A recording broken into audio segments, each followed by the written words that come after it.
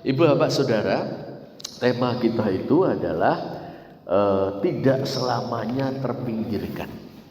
Tidak selamanya terpinggirkan berdasarkan bacaan firman Tuhan ini. Nah, apa ya artinya terpinggirkan?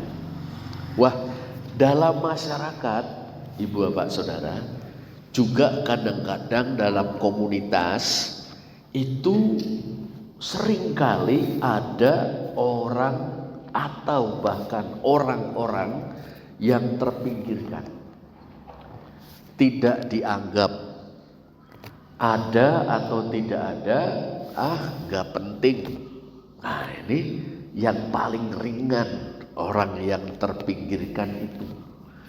Ada gak apa-apa, gak ada juga gak apa-apa, karena tidak penting.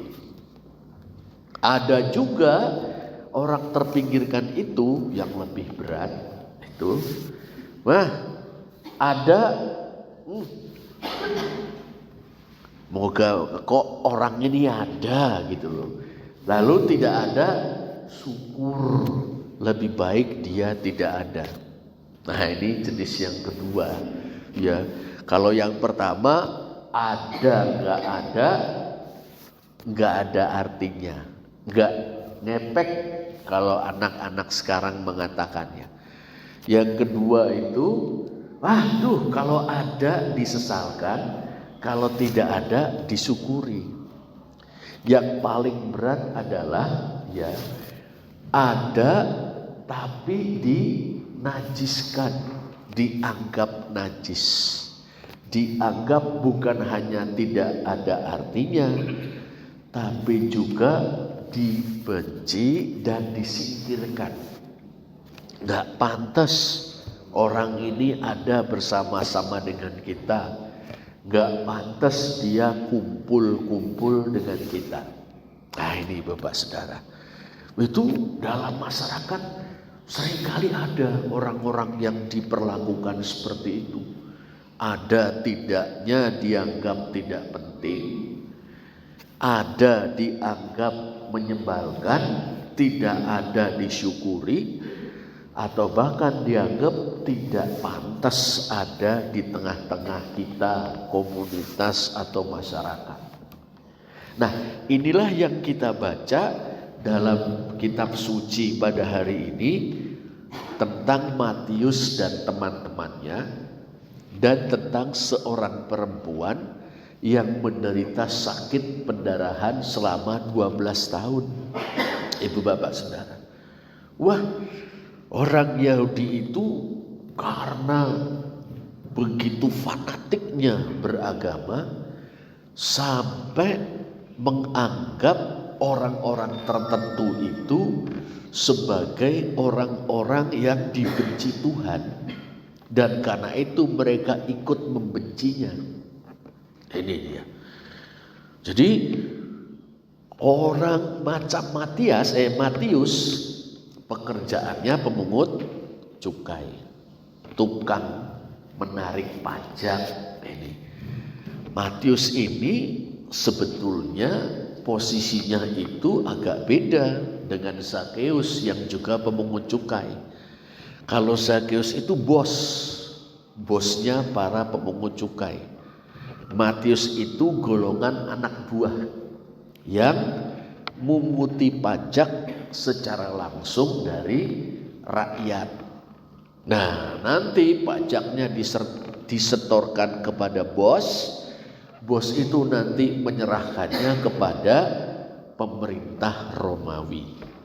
Nah, jadi Zakheus itu dibenci oleh orang Yahudi karena dianggap sebagai antek penjajah, antek asing. Begitu juga Matius dan kawan-kawannya. Mungkin kalau zaman sekarang kita dapat mengibaratkan Matius dan kawan-kawannya itu dengan para debt collector. Itu para penagih utang yang biasanya serem-serem gitu kan. Nah, ini dibenci oleh masyarakat Yahudi. Masyarakat yakin bahwa Tuhan Allah itu juga membenci mereka karena memeras bangsa sendiri dan menjadi kaki tangan penjajah atau pihak asing yang menjajah umat Allah. Jadi pada benci. Itu dia. Ada juga orang yang dianggap dikutuk oleh Tuhan. Ibu Bapak. Orang yang dianggap dikutuk oleh Tuhan itu kalau sakit gak sembuh-sembuh. Wah, itu dia. Ini. Jadi kalau orang sakit, wah ini dihukum Tuhan. Tapi sakitnya kok lama, tidak sembuh-sembuh. Wah itu pasti dikutuk oleh Tuhan. Dihukum ya dihajar Tuhan, sakit, tapi nanti sembuh kalau sudah minta ampun. Tapi ini sakit, minta ampun, gak sembuh juga, berarti dikutuk Tuhan. Wah ini contohnya adalah perempuan yang pendarahan selama 12 tahun tidak sembuh-sembuh. Padahal kalau menurut ajaran agama Yahudi, kalau seorang perempuan itu pendarahan, datang bulan misalnya, itu tidak boleh menghadap Tuhan, tidak boleh. Dia dalam keadaan najis atau cemar, harus nunggu dulu selesai datang bulan, lalu ada upacara penyucian, bisa datang kepada Tuhan. Tapi ini belasan tahun Ibu Bapak Saudara pendarahan, berarti dia tidak pernah bisa datang kepada Tuhan, tidak boleh datang kepada Tuhan. Maka masyarakat menganggapnya ini sudah dikutuk oleh Tuhan, menjadi orang yang terpinggirkan. Nah ini, jadi dalam bacaan firman Tuhan hari ini ada dua macam orang yang terpinggirkan. Nah, ini. Satu yang dianggap sebagai pemeras rakyat dan kaki tangan asing. Kalau kata Pak Prabowo, antek-antek asing. Nah itu Pak Prabowo menyebutnya. Ada juga yang karena pendarahan dianggap dikutuk oleh Tuhan. Gak bisa, gak boleh datang kepada Tuhan. Nah bayangkan Ibu Bapak Saudara, orang-orang ini hidup dalam suatu masyarakat yang menolak, menjauhi, membenci mereka. Bayangkan kalau kita adalah salah seorang di antara mereka. Wah ini, kalau kita lewat, orang bisik-bisik, tuh lihat tuh pemeras rakyat, lihat tuh antek asing, musuhnya Tuhan. Nah, atau kalau kita mengucap salam gitu kan, atau kita mau lewat dengan sopan kita katakan permisi, orang tidak menanggapi, orang najis, orang cemar, jangan dijawab. Wah ini berarti mereka itu menderita lahir dan batin. Matius mungkin punya uang banyak, mungkin teman-temannya juga, apalagi Zakheus, tapi hatinya itu merana, batinnya itu tersiksa karena dibenci oleh masyarakat. Demikian juga perempuan yang pendarahan 12 tahun ini bukan hanya sakit secara jasmani, tapi juga merasa wah sedih sekali karena dianggap sebagai manusia kutukan Tuhan. Nah Ibu Bapak Saudara, nah tapi di sisi lain kita mungkin perlu merenung juga, jangan-jangan kita bersikap seperti orang-orang Farisi terhadap Matius dan kawan-kawannya, atau bersikap seperti masyarakat umum kepada perempuan yang pendarahan 12 tahun itu. Wih, jangan dekat-dekat dengan orang itu tuh pemeras, orang itu tuh antek-antek asing. Jangan dekat-dekat dengan ibu itu. Ibu itu cemar, ibu itu najis. Kalau kamu sampai dekat-dekat, apalagi nanti sampai menyentuh dia, senggolan sama dia, apalagi salaman, kamu ikut najis, berarti ikut dikutuk Tuhan. Nah, jadi ada dua sisi nih Bapak Saudara. Sisi pertama, orang yang terpinggirkan itu, dan sisi lain adalah masyarakat yang meminggirkan orang-orang tertentu. Nah, ini coba kita renungkan. Kita ini seringkali ada di posisi yang mana ini Bapak Saudara? Ya, posisi yang terpinggirkan atau posisi yang meminggirkan. Dulu ada seorang penyair namanya Chairil Anwar. Ini pasti Bapak Saudara tahu. Chairil Anwar itu seorang pujangga, dalam hal ini sebagai penyair angkatan 45. Salah satu puisinya berjudul apa Mas Regi? Aku. Nah, di situ dikatakan aku ini binatang jalang, dari kumpulannya terbuang. Nah, ini Chairil Anwar itu merasa dia terbuang. Memang Pak Chairil ini orangnya unik sekali Bapak Saudara. Ya, unik sekali. Beliau itu memang cara hidupnya itu gak umum ya, gak umum. Nah, nanti kapan-kapan kita cerita tentang riwayatnya Chairil Anwar. Tapi dalam puisi aku ini dia merasa dia ini sebagai orang yang terbuang dari kumpulannya, terbuang dari masyarakatnya. Nah, sekarang kita mau lihat sikap Tuhan Yesus. Kalau kita lihat sikap Tuhan Yesus, Bapak Saudara, Tuhan Yesus itu tidak datang terus mengutuki Matius. Mat, dasar kamu itu orang berdosa, kamu itu memeras rakyat, kamu memperkaya dirimu dari penderitaan rakyat, ya kan? Kamu ini antek-antek asing, celaka kamu Mat, saya kutuk kamu jadi ayam, gitu kan? Tidak. Tuhan Yesus tidak datang mengutuki Matius. Itu. Apa yang dilakukan Tuhan Yesus? Malah ngajak Matius, ikutlah aku. Kalau ngajak Simon Petrus, nampaknya kok wajar. Simon Petrus nelayan, orang baik-baik gitu. Ngajak adiknya yaitu Andreas juga wajar. Andreas ya orang baik-baik, gak neko-neko. Ngajak Yakobus dan Yohanes juga oke-oke saja. Yakobus dan Yohanes ini nelayan yang lebih kaya dari Petrus dan Andreas, dan orang baik-baik itu, pekerja keras, hidup dari membanting tulang, memeras keringat mereka sendiri.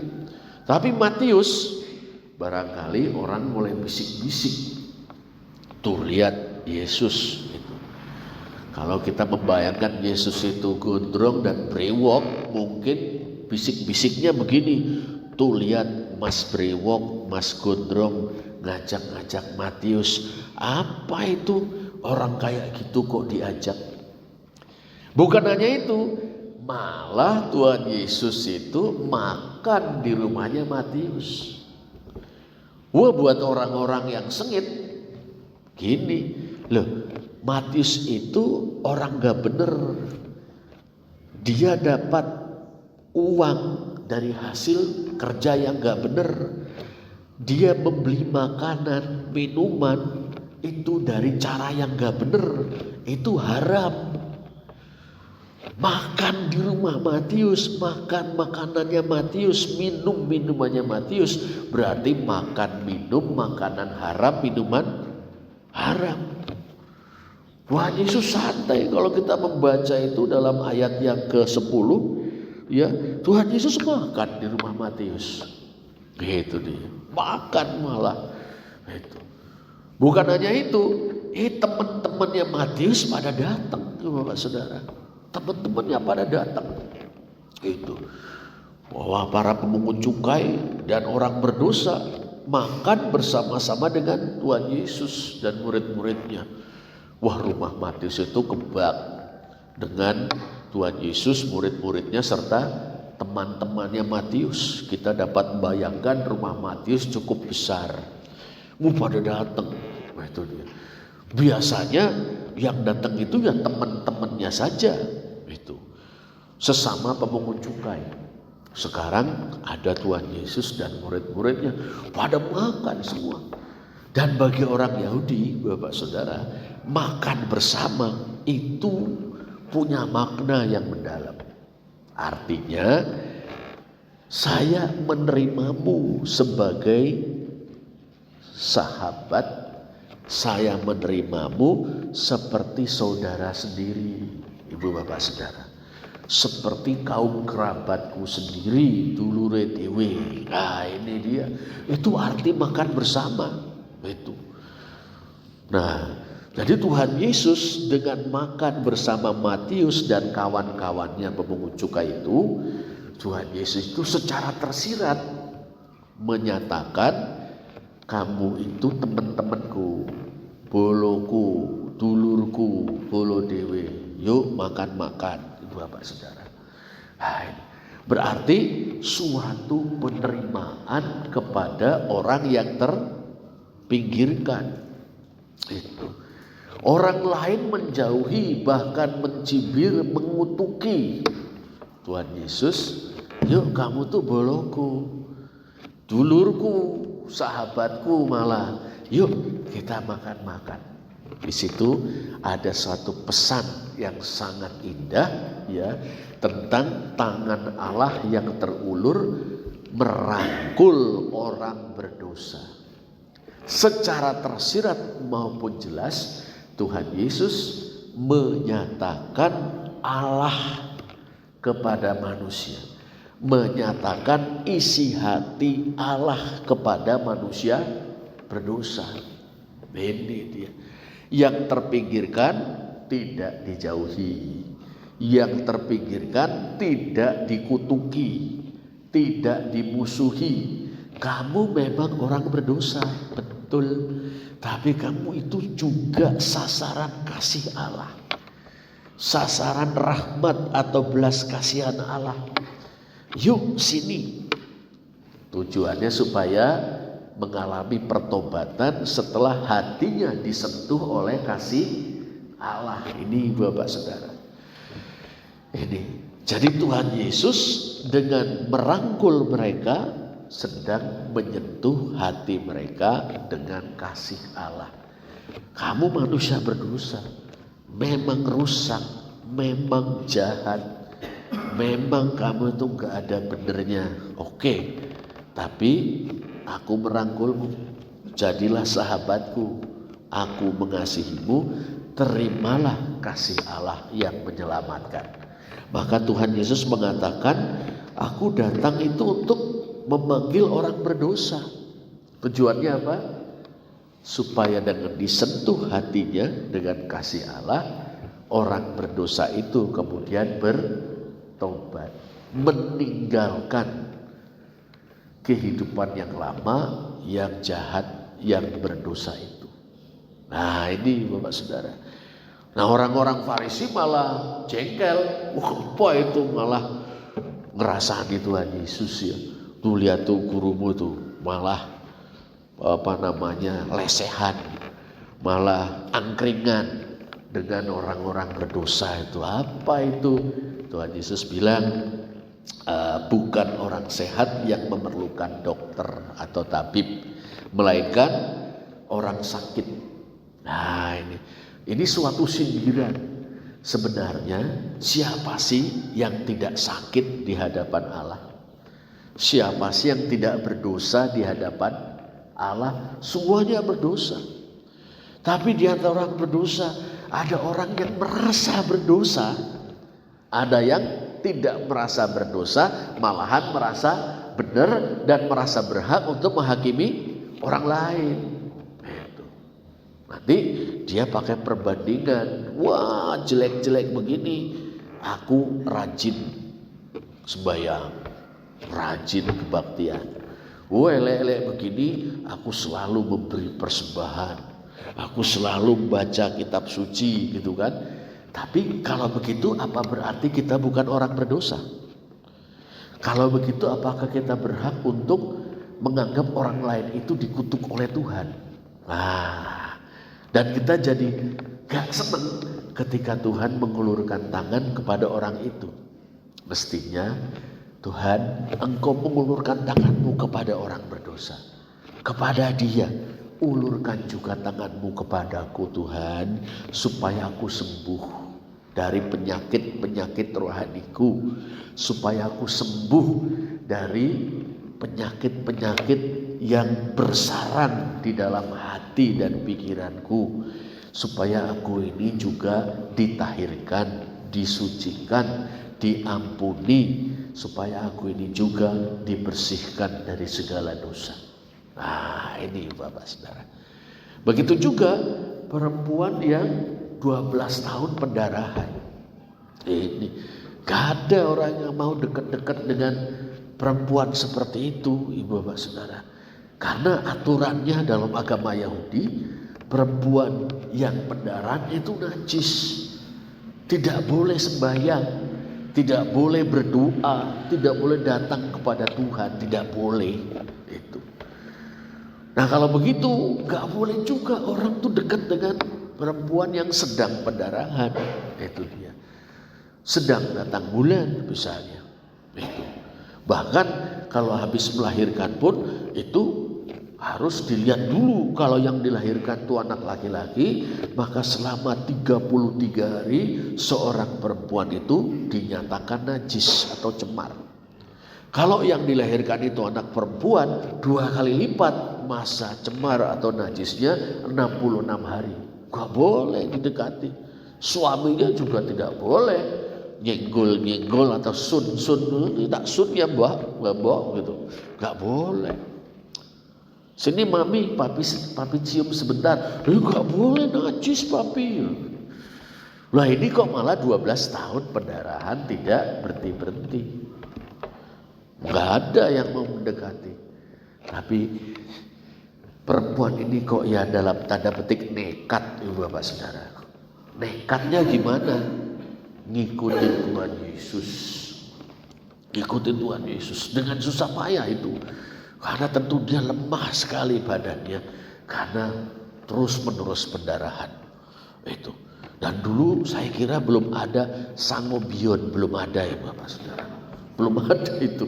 Ya kan? Nah, ini dengan lemah, lunglai, susah payah dia ngikuti Tuhan Yesus dan memiliki suatu keyakinan, kalau kusentuh saja ujung jubahnya aku pasti akan sembuh. Sebuah kepercayaan yang luar biasa Ibu Pak Saudara.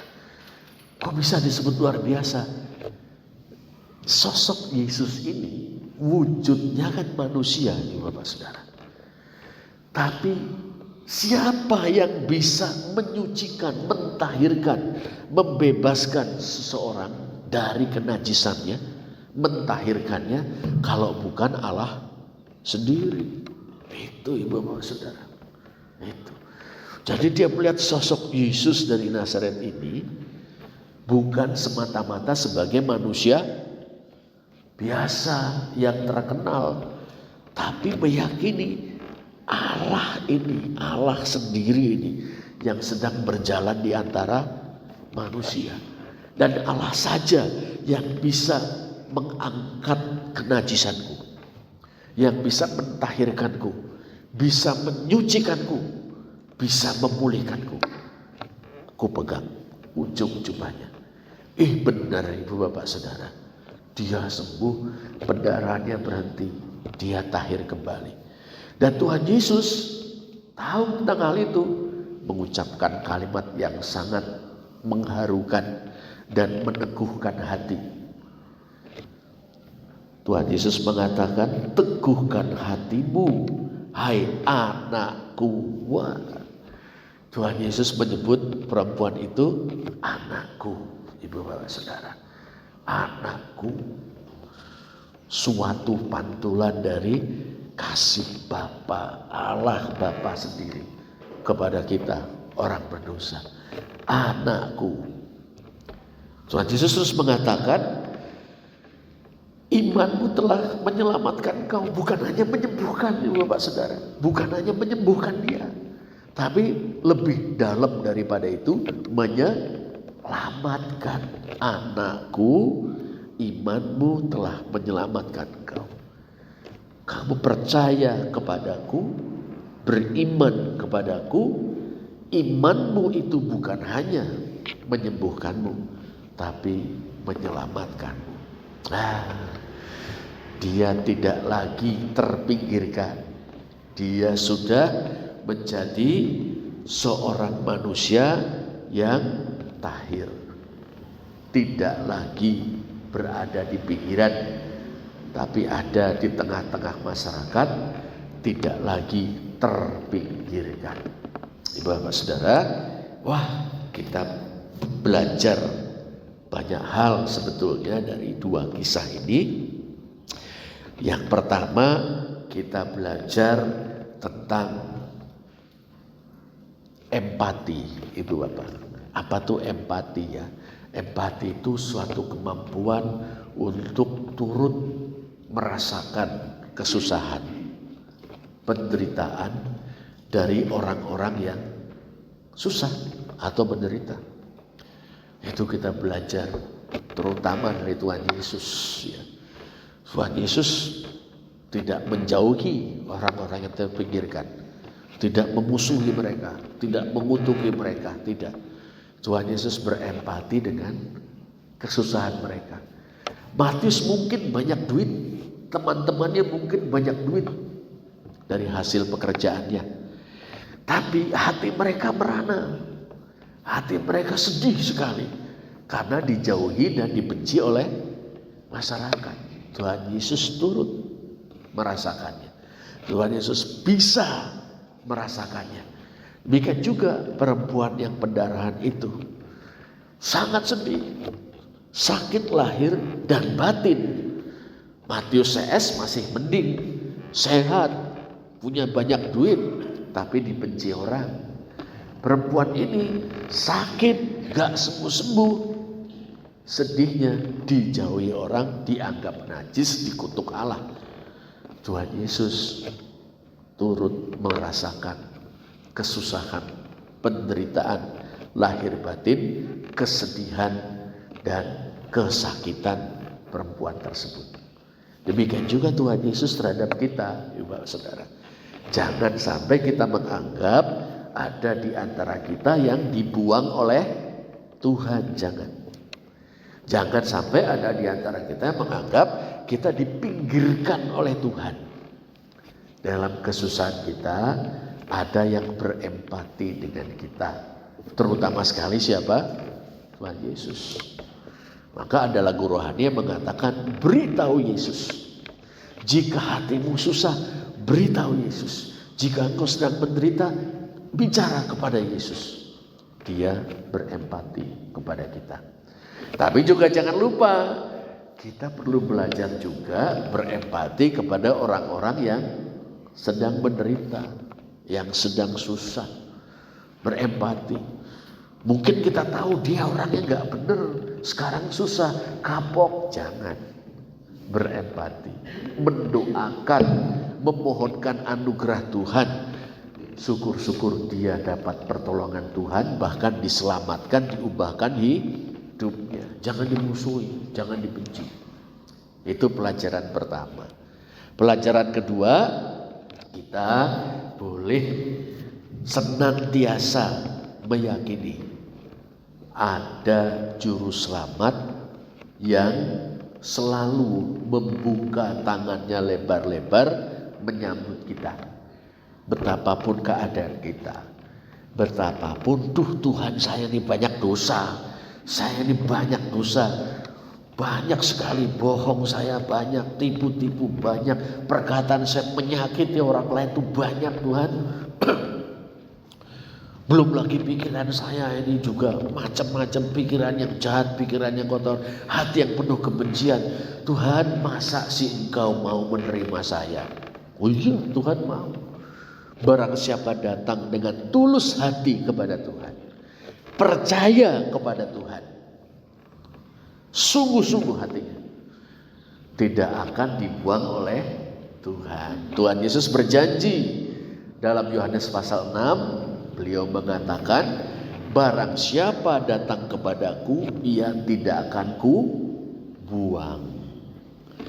Matius 11 ayat 28, Tuhan Yesus bersabda, marilah kepadaku semua yang letih, lesu, dan berbeban berat. Letih, lesu, berbeban berat karena dosa. Letih, lesu, dan berbeban berat karena masalah-masalah kehidupan.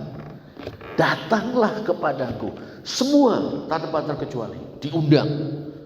Tuhan Yesus berjanji apa? Aku akan memberikan kelegaan kepadamu. Kita aminkan ya Bapak Saudara.